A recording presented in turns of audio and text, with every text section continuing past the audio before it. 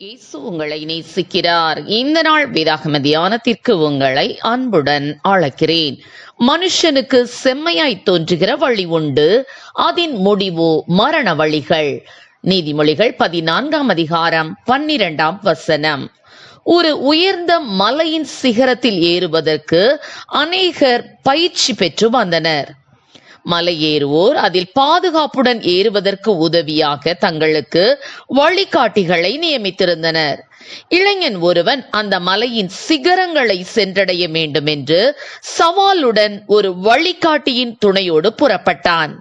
தன் சாதனையில் வெற்றி கண்டவனாக மலையின் சிகரங்களை அடைந்தான். இளைஞனின் வீர செயலால் அவனது கிராமம் முழுவதும் குதூகலம் அடைந்தது. அவனது வெற்றியை அறிவிக்கும் வண்ணம் அந்த மலையின் ஓரத்தில் கொடிகள் ஏற்றப்பட்டு பறந்து கொண்டிருந்தது. அந்த இளைஞனோ தன் கிராமத்தை நோக்கி கீழே இறங்கிக் கொண்டிருந்தான். இந்நேரத்தில் அந்த வழிகாட்டி தனக்கு அவசியமில்லை என்ற எண்ணம் அவனுக்கு தோன்றியது. சுயாதீனமாய் செல்ல விரும்பிய அவன் தன் விருப்பத்தை வழிகாட்டியிடம் தெரிவித்தான். வழிகாட்டியோ, இது பனிப்பாறைகள் நிறைந்த இடம், பழக்கமற்ற நீங்கள் தனியாக வருவது பாதுகாப்பற்றது என்று எச்சரித்தார். ஆனால் வாலிபனோ தான் சுயாதீனமாக விடப்பட வேண்டும் என்பதில் உறுதியாக இருந்தான். வழிகாட்டியும் வேறு வழியில்லாமல் சம்மதித்தார். ஜாலியாக பாட்டு பாடிக்கொண்டே கீழே இறங்கிய அவன் கவனக்குறைவாக சரிவான பனிக்கட்டி பாறைகளில் கால்களை வைத்தவுடன் அதனால் தன்னை கட்டுப்படுத்த முடியாமல் சறுக்கி வந்து கொண்டிருந்தான். இப்போது கயிற்று பிணைப்பும் இல்லை, வழிகாட்டியின் உதவியும் இல்லை.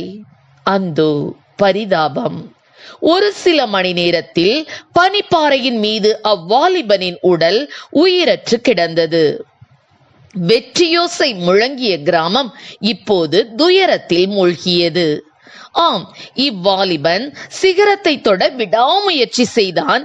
வழிகாட்டியின் ஆலோசனையையும் பெற்றான்.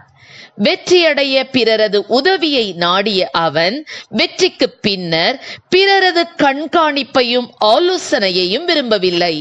வழிகாட்டியோடு இணைக்கப்பட்டிருந்த கயிறு அறுபட்டது. முடிவு என்ன ஒரு பரிதாபம்! ஆம், என கருமையானவர்களே, நமது வாழ்விலும் நமக்கு இறுதி வரை வழிகாட்டி அவசியம். பரிசுத்த ஆவியானவரும் நமது ஆவிக்குரிய சபையின் போதகரும் நமது பெற்றோரும் பெரியவர்களும் நம்மை ஒவ்வொரு நாளும் சிறந்த வழிகாட்டிகளாக இருந்து வழி நடத்துகின்றனர்.